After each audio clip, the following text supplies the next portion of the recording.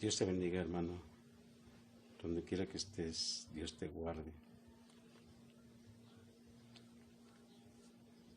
Que el Señor, Dios Todopoderoso, te arrope a través de la palabra, a través de su palabra, te bendiga, te fortalezca, te dé esperanza, te dé felicidad, porque la palabra de Dios es suficiente para todo.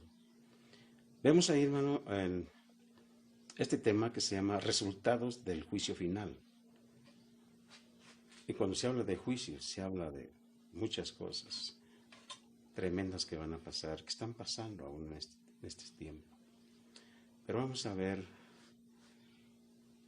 lo que dice la palabra de Dios. Resultados del juicio final. Mateo capítulo 7, verso 15 al 19 dice así: guárdense de los falsos profetas que vienen a ustedes con vestidos de ovejas, pero por dentro son lobos rapaces. Por sus frutos los conoceréis. Espinos o higos de los abrojos. Así todo buen árbol da buenos frutos, pero el árbol malo da frutos malos. No puede los frutos, ni el árbol malo dar frutos buenos. Todo árbol que no da buen fruto es cortado y echado. En el tiempo pasado hubo maestros falsos. También hay falsos maestros que por fuera parecen justos, pero por dentro. ¿Cómo podemos saber si son lobos rapaces? ¿Cómo se les puede identificar? Por eso compara a los maestros con árboles, a ver qué fruto se está dando, si es bueno o es malo. Ese fruto constará de actos dañinos evidentes en la vida de los seguidores. Daño, como las relacionadas. Serán creyentes que profesan a Cristo, pero cuya lealtad es más a las personalidades que a la palabra de Dios. A la criatura más que al Creador. Estarán más interesados en sus propios deseos que en la gloria y la honra de Dios. Y la gloria es, su doctrina estará sentada en el hombre y no en Dios. Aceptarán las enseñanzas y las tradiciones humanas, aun cuando esas enseñanzas. No puede el buen árbol dar malos frutos, ni el árbol malo dar frutos buenos. Todo árbol que no da buen fruto es cortado y echado de esta manera. El resultado es un juicio. Se está hablando de un árbol no pequeño, sino de un árbol que ya tiene el tiempo necesario. Hablando del árbol que da frutos, quiere decir que aquella persona, debiendo dar fruto y no lo da, se le exige que dé buen fruto, ya estando maduro. Continuamos. Mateo capítulo 25, verso 1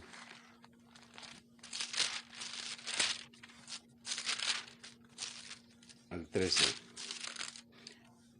Dice: entonces el reino de los cielos será semejante a 10 vírgenes que tomando sus lámparas salieron a recibir al esposo. 5 de ellas eran prudentes y 5 insensatas. Las insensatas, tomando sus lámparas, no tomaron consigo aceite, mas las prudentes tomaron aceite en sus vasijas juntamente con sus lámparas. Y tardándose el esposo, cabecearon todas y se durmieron. Y a la medianoche se oyó un clamor: aquí viene el esposo, salid a recibirle. Entonces todas aquellas vírgenes se levantaron y arreglaron sus lámparas, y las insensatas dijeron a las prudentes: dadnos de vuestro aceite, porque nuestras lámparas se apagan. Mas las prudentes respondieron diciendo, para que no nos falte a nosotras y a vosotras, id más bien a los que venden y comprad para vosotras mismas. Pero mientras ellas iban a comprar, estaban preparadas, entraron con él a las bodas y se cerró la puerta. Después vinieron también las otras vírgenes, diciendo, la parábola de las vírgenes prudentes y las insensatas nos habla de juicio también. El resultado de no estar preparado conlleva a perder la oportunidad de entrar al reino de los cielos. Porque hay un desconocimiento de parte de Jesús, de parte de Dios, el Señor, que dice, yo no los conozco. Eso equivale a un juicio terrible. Y nos recomienda, denle pues, porque no sabéis el día ni la hora en que el Hijo del Hombre ha de venir. Es un resultado por no perseverar en la fe y en la gracia de Dios, ¿sí? El Señor pone énfasis en el requisito de la fidelidad y la vigilancia hasta que Él regrese. Y si bien las parábolas de las vírgenes hacen hincapié en que hay la necesidad urgente de perseverar en la fe y en la preparación espiritual debido a la inminente venida de Cristo a esta tierra, en una fecha que se desconoce, ¿sí? Y el aceite es la parábola que representa la fe verdadera, la justicia y la presencia permanente del Espíritu Santo. Bien, veamos San Juan capítulo 3, 16.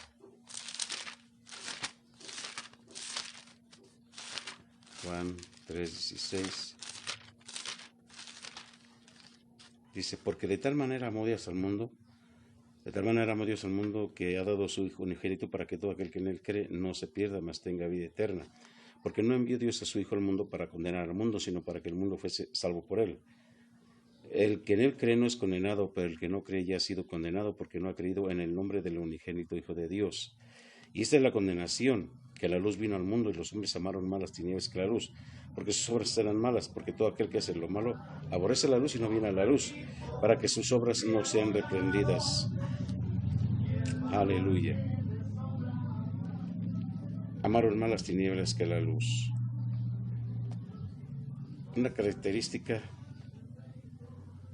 humana fundamental de los malvados es que aman la oscuridad, es decir, sienten placer en el pecado y la inmoralidad.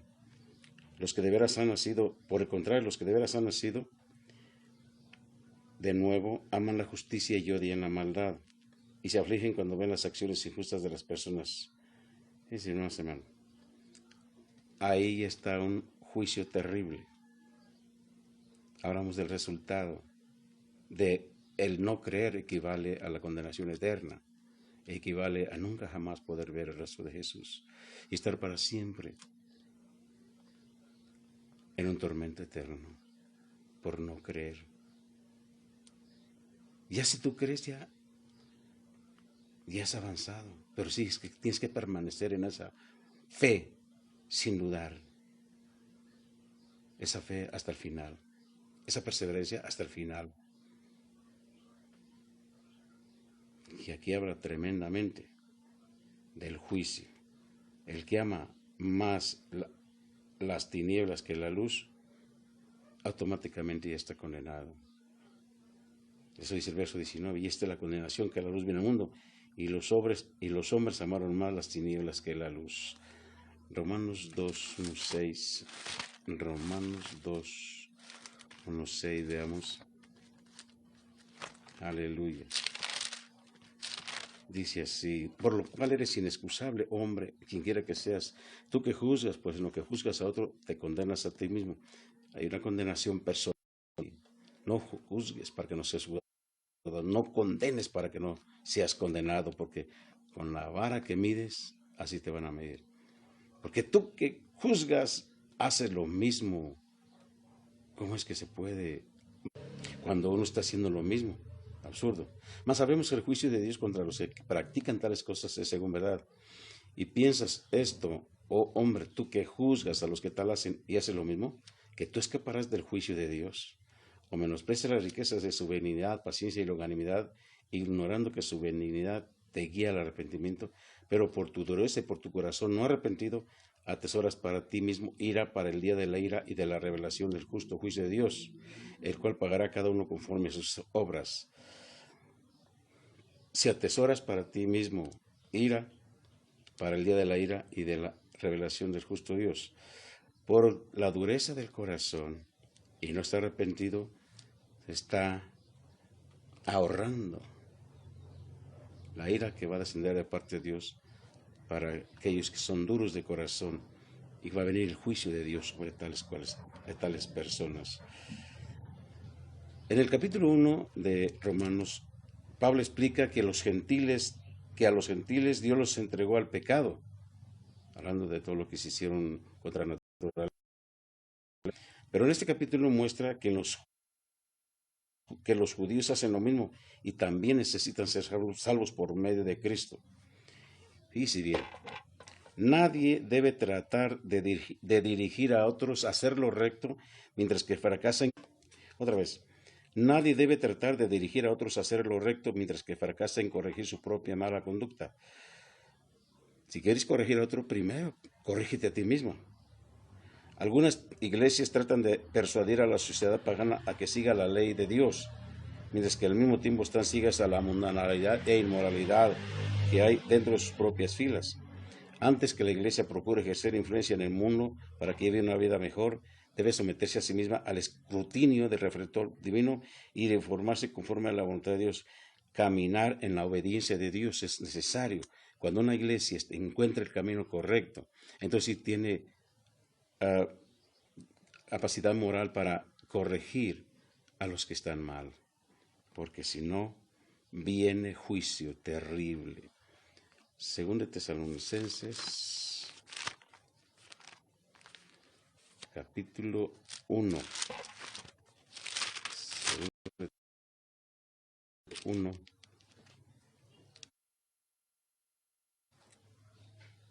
3 a 9. Dice así: debemos siempre dar gracias a Dios por ustedes, hermanos, como es digno, por cuanto su fe va creciendo, y el amor de todos y cada uno de ustedes abunda para con los demás. Qué bueno que así sea. Y tribulaciones que soportáis. Esto es demostración del justo juicio de Dios para que seáis tenidos por dignos del reino de Dios, por el cual asimismo padecéis. Porque es justo delante de Dios pagar con tribulación a los que os atribulan, y a vosotros que sois atribulados, daros reposo con nosotros cuando se manifieste el Señor Jesús desde el cielo con los ángeles de su poder, en llama de fuego, para dar retribución a los que no conocieron a Dios ni obedecen al Evangelio de nuestro Señor Jesucristo, los cuales sufrirán pena de eterna perdición,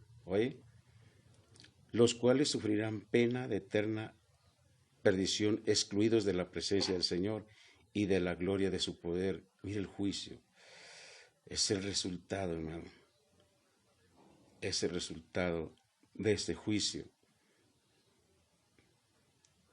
¿Por qué? Porque hicieron tribulación, hicieron sufrir a los demás, y también les van a dar sufrimiento a ellos. Entonces, ¿a quiénes va a dar retribución o el pago? El Señor. A los que no conocieron a Dios, notemos, ni obedecen al Evangelio de nuestro Señor Jesucristo.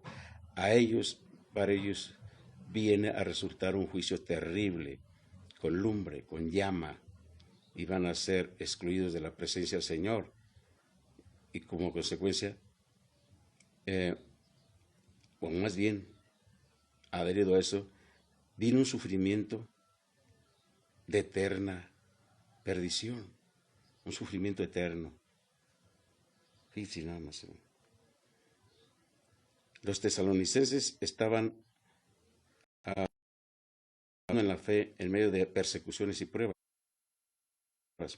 Su actitud era demostración del justo juicio de Dios, lo cual significaba que Dios consideraba a los tesalonicenses dignos de su gracia y del reino por el cual sufrían. Aleluya.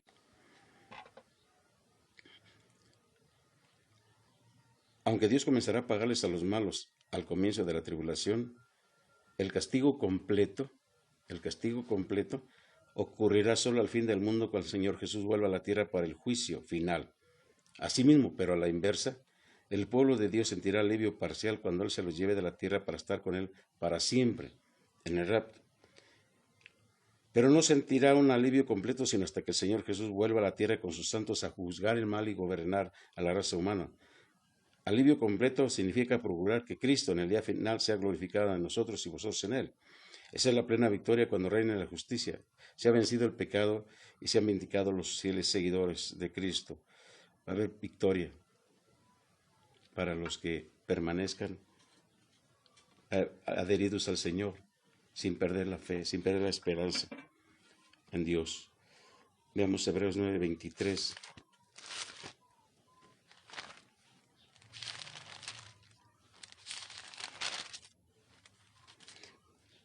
Fue pues necesario que las figuras de las cosas celestiales fueran purificadas así, pero las cosas celestiales mismas con mejores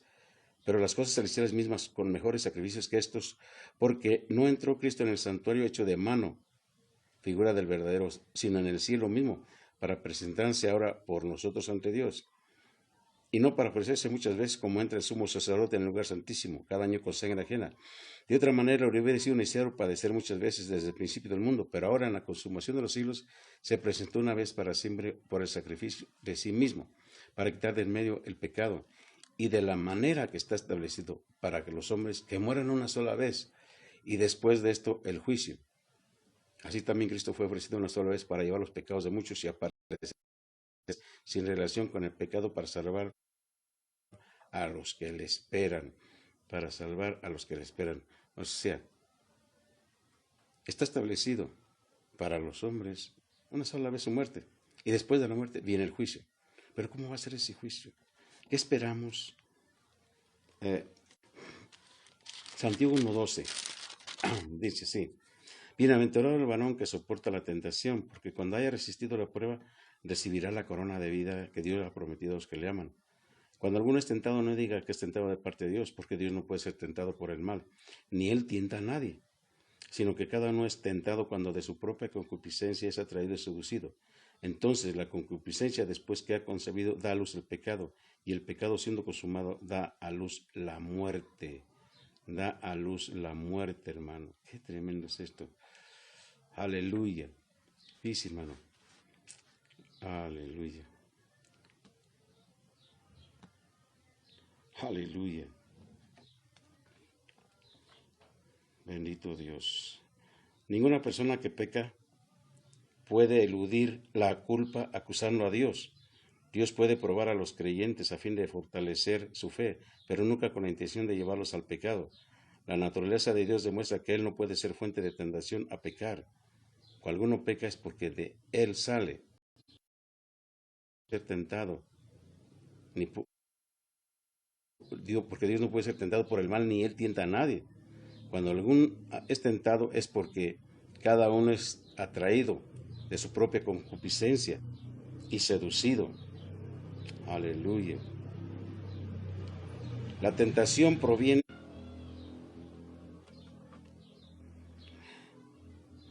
de los deseos e inclinaciones del corazón. Si no se le suprime por medio del Espíritu Santo, la concupiscencia, es decir, los malos deseos, conducen al pecado y después a la muerte. Y después a la muerte espiritual. Viene un juicio terrible para toda la humanidad. Pero hay juicios correctivos. Hay juicios correctivos que está dejando caer el Señor, el Todopoderoso, para que la gente vuelva su vista al cielo y pida misericordia. Mira lo que dice 2 de Pedro, capítulo 2, 1. 2 de Pedro, capítulo 2, verso 1.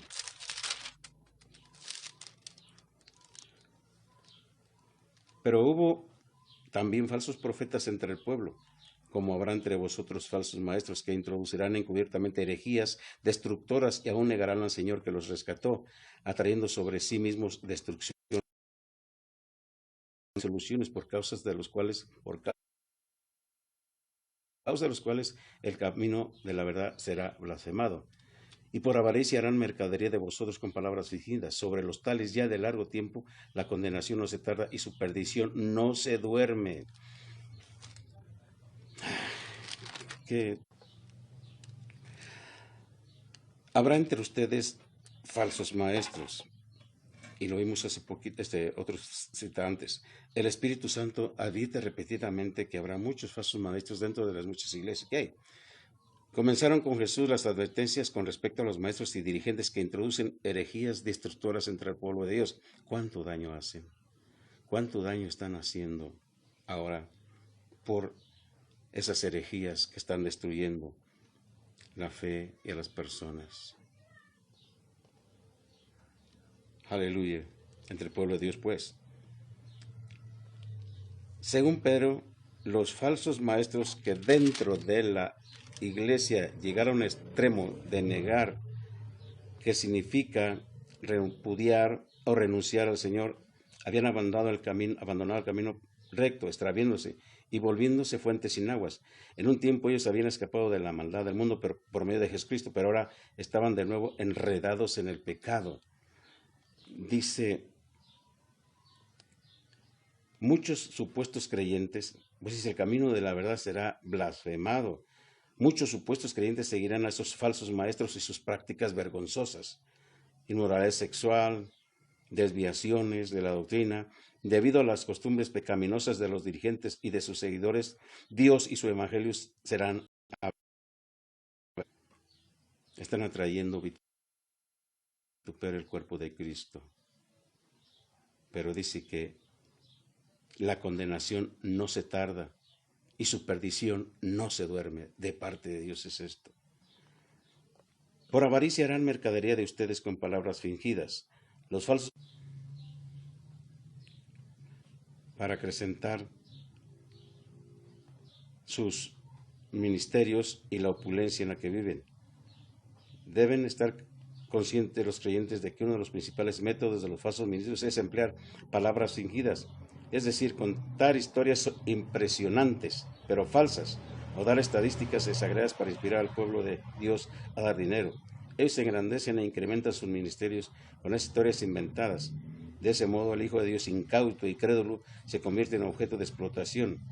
Como esos ministros profanan la verdad de Dios y corrompen al pueblo de Dios con avaricia y engaño, están destinados a condenación y destrucción. Van a ser mercadería de ustedes, dijo Pedro. ¿Y de esto qué? ¿Qué pasa? Dice el verso 1. Ellos negarán al Señor que lo rescató, atrayendo sobre sí mismos destrucción repentina.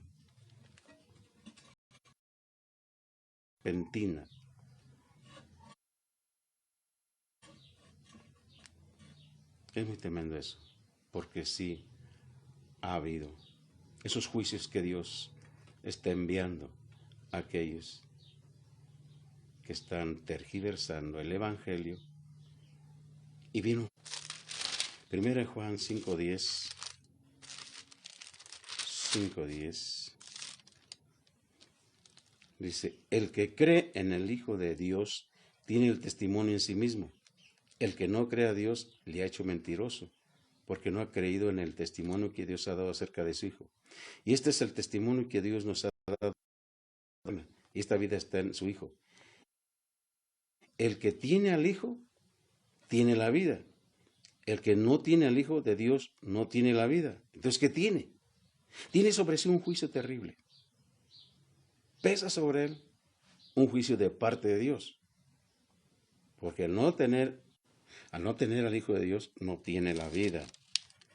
Porque Jesús dijo, yo soy el camino, la verdad y la vida. Y nadie viene al Padre si no es por mí. Y nadie viene al Padre. No dijo nadie va al Padre, sino nadie viene, porque el Padre está en él y él en el Padre. Todas las personas debieran oír el Evangelio porque la vida eterna está en el Hijo de Dios y no se puede recibir ni tener de ninguna otra manera, solamente a través de Jesucristo. Él es el único camino y la vida. La vida eterna es la vida de Cristo en el creyente, la que tiene en la medida en que mantenga una relación de fe con Él. La vida eterna es la vida de Cristo en el creyente, la que tiene en la medida en que mantenga una relación de fe con Él. Por eso debes de mantener tu relación con Dios constantemente y perseverando en ello siempre, para que esa vida se mantenga en ti. Él es la vida, Él es el camino, Él es la verdad. Apocalipsis 20:11. 20:11. Dice, sí, vamos a ver el juicio. Y vi un gran trono blanco al que estaba sentado en él y al que estaba sentado en él, de delante del cual huyeron la tierra y el cielo, y ningún lugar se encontró para ellos. Y vi a los muertos, grandes y pequeños. ¿Por qué dice muertos grandes y pequeños? Alguien dijo que puede ser los niños, pero alguien dice que puede ser, o deduce, o desglosa de esta manera, que eran los que se sintieron grandes. Pero ¿qué pasa a los que se sintieron pequeños? Bueno, y vi a los muertos grandes y pequeños de pie ante Dios, y los libros fueron abiertos, y otro libro fue abierto, el cual es el libro de la vida. Y fueron juzgados los muertos por las cosas que estaban escritas en los libros, según sus obras. Y el mar entregó los muertos que había en él, y la muerte y el Hades entregaron los muertos que había en ellos. Y fueron juzgados cada uno según sus obras. Y la muerte y el Hades fueron lanzados al lago de fuego. Esta es la muerte segunda. Y el que no se halló inscrito en el libro de la vida fue lanzado al lago de fuego. Aleluya. Aseguremos nuestra fe en Jesús, porque viene un juicio para chicos y grandes, para todos. Aquí se le llama el juicio del gran trono blanco, e incluye a los perdidos de todas las épocas. Algunos creen que serán incluidos en este juicio los que fueron salvos durante el reinado milenario de Cristo en la tierra. El castigo es terrible. El juicio es por demás terrible. Acuérdate de que tu fidelidad tiene que ser total. Y esa fidelidad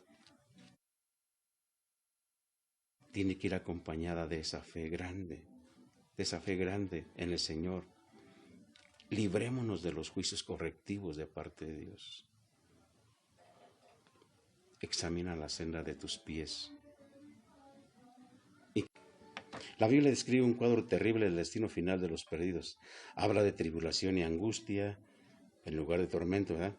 Lloro y crujir de dientes, eterna perdición, un horno de fuego. Habla de prisiones de oscuridad, castigo eterno, un infierno donde el fuego no puede ser apagado, donde el gusano no muere, un lago de fuego que arde con azufre, y el humo de su tormento sube por los siglos de los siglos. No cabe duda que horrenda cosa es caer en manos del Dios vivo. Y dice otra parte, bueno le fuera a ese hombre no haber nacido, hablando de Judas. Los creyentes de la iglesia del Nuevo Testamento sabían bien cuál sería el destino de los que vivían en pecado. Por eso predicaban con lágrimas. Y defendían la infalible palabra de Dios y el evangelio de salvación contra toda tergiversación y falsa doctrina, que hay muchas falsas doctrinas ahora. El hecho solemne del castigo eterno para el malo es el mayor móvil para llevar el evangelio a todo el mundo y hacer todo lo posible por persuadir a las personas a que se arrepientan y reciban a Cristo antes que sea demasiado tarde. Es lamentable que teniendo oportunidad de salvación, es lamentable que la gente se pierda por sus ideas, por no creer en Jesús. Es lamentable ir a parar al infierno cuando se nos está dando la oportunidad de creer en Jesucristo, de creer en el Hijo de Dios, de creer que todo esto fue formado por un poder grande y maravilloso, del Dios único, maravilloso, un Dios amoroso, que se desprendió de su Hijo para que tú y yo fuéramos salvos. Qué lamentable es pasar toda la eternidad y haber perdido toda la eternidad en el infierno y haber perdido la oportunidad de estar en la presencia de Dios cuando muramos. Qué lamentable es esto. Yo te invito a que creas si tú no crees. Y que si tú crees, sigas creyendo más y más. Dice la Escritura que el que es santo, santifíquese todavía. Que el que es inmundo, pues que siga inmundo todavía. Pero no desaproveche esta oportunidad tan grande que el Altísimo Dios está dando. Arrepiéntete de todo corazón. Perdona al que tengas que perdonar. Pide perdón al que has ofendido. Acércate a Dios. Arrodíllate. Y dile, Señor, perdóname. Y perdono a los que me han ofendido. Te acepto como mi Salvador personal. Entra a mi corazón. Toma control de mi vida. Toma control de todo mi ser. Toma control de mi familia. Por favor, Señor. Y perdóname. Yo acepto ese sacrificio que hiciste en la cruz por mí. Esa sangre que derramaste me limpia de pecado. Quiero ser limpio delante de tu presencia con esa sangre que es suficiente para salvarme y limpiarme y poder verte un día a mi semejanza. Porque un día despertaré